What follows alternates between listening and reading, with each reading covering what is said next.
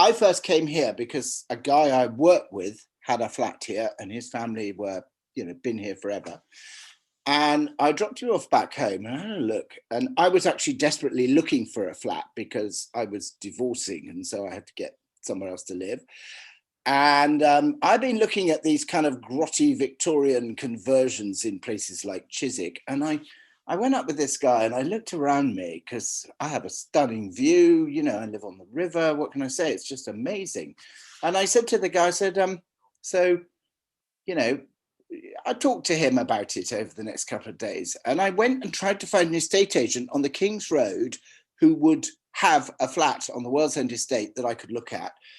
And they were so snobbish. They were kind of, oh, we don't really deal with the World's End estate, right? That was the attitude then, 20 years ago. And that same estate agent, I passed the window a few weeks ago, and they had 3 or 4 flats on this estate for sale in the knobbiest estate agent you can ever imagine in Chelsea. I mean, it's ridiculous, really.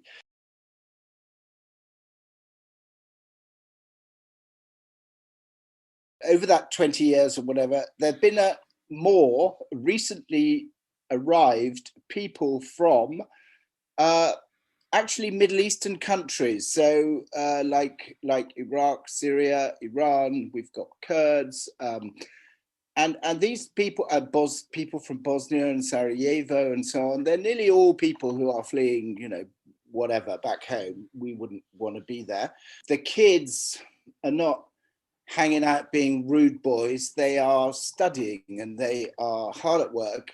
I came to live here because I have spent about a third of my life living abroad in different parts of the world. And when I first saw this place, I just, I fell in love with that aspect of it, that it is truly, it's truly global, There's an amazing community feeling when you think of where, this immense range of different people, many of whom haven't been here that long in this country. But it works in the most interesting way, And I have not made a mistake. I love living here, and I guess they can carry me out in a cardboard box when I'm done, But I love it here. I've got an Arabian friend. I have a friend from Iran. I have a friend from, from Ghana, and I couldn't, and we all know each other really well. Until COVID, we always sort of, greet each other in the lift and caught up a bit. And I've lived in various places in London. I have never had that kind of community feeling, The image that people living around here have of this place is that it's full of immigrants or it's full of dodgy people or whatever. It's really not. It's got everyone, absolutely everyone, and that's what's fantastic about it. The building is the best building I have ever lived in terms of its design, in terms of its outcome.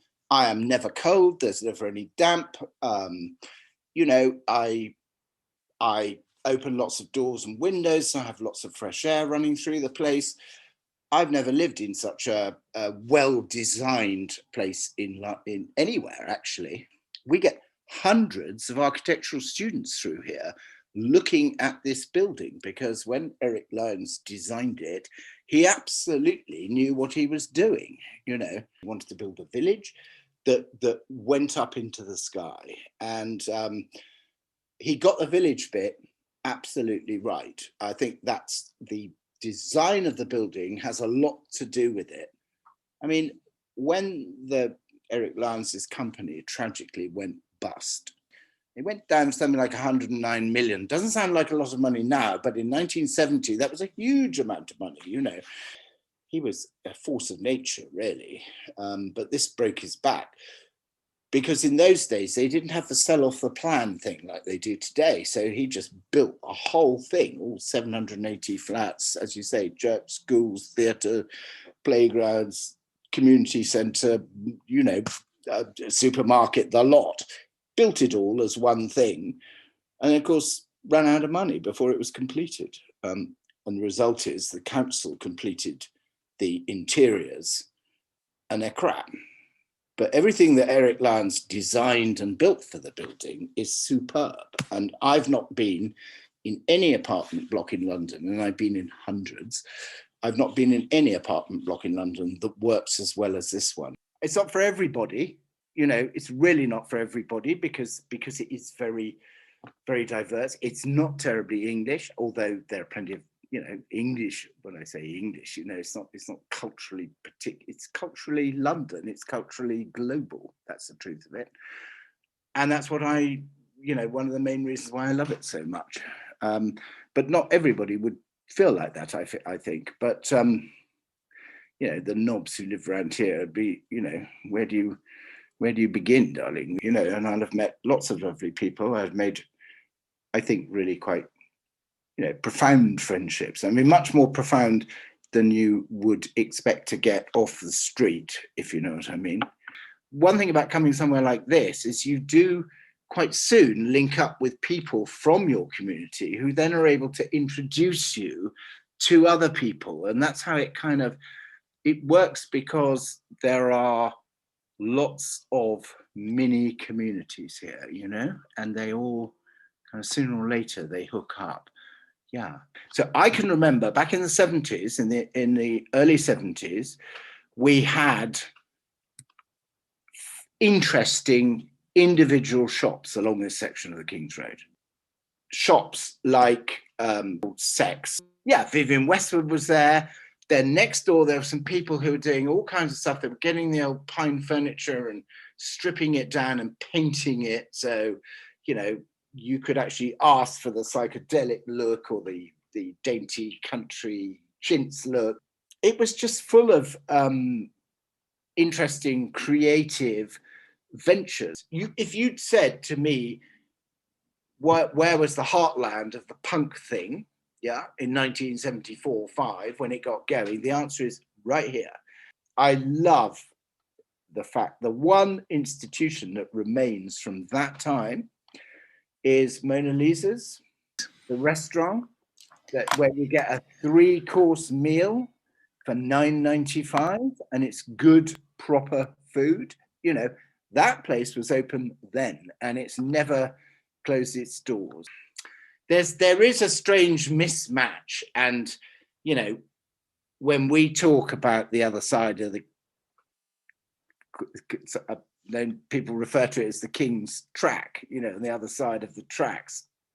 So the other side of the King's Road, where the houses are all 3.5 million, you know, they actually call it Nappy Valley, that bit on the other side there, because it's full of sort of, the houses are just big enough for you to have 2/2.4 kids, you know, and but it's going to cost you 3.5-4 million. So who the hell are you, you know, to start with? And it's not like this is Mayfair or Belgravia. This is wrong end of Chelsea, you know. But then, you know, there isn't a wrong end of Chelsea, it seems to me. My story is a bit different from most. I was actually in Indonesia when all this started. And I was in Indonesia, Malaysia, and then Thailand as COVID hit and got worse. And then they started to cancel the planes. And so by the time I got back, this country had been in lockdown for 2 to 3 weeks. I can tell you that I felt much, much safer in Southeast Asia. And that started when I came through Heathrow. It was a joke. I felt very unsafe when I got back here because people were not taking it seriously. And you could blame the government, but you could also say that what happened in Southeast Asia, this was their 4th pandemic in 20 years. That's why all those Asian people you've been seeing wandering around London with the masks on for the last 30 years, you know. So they were kind of, the population were ready for it.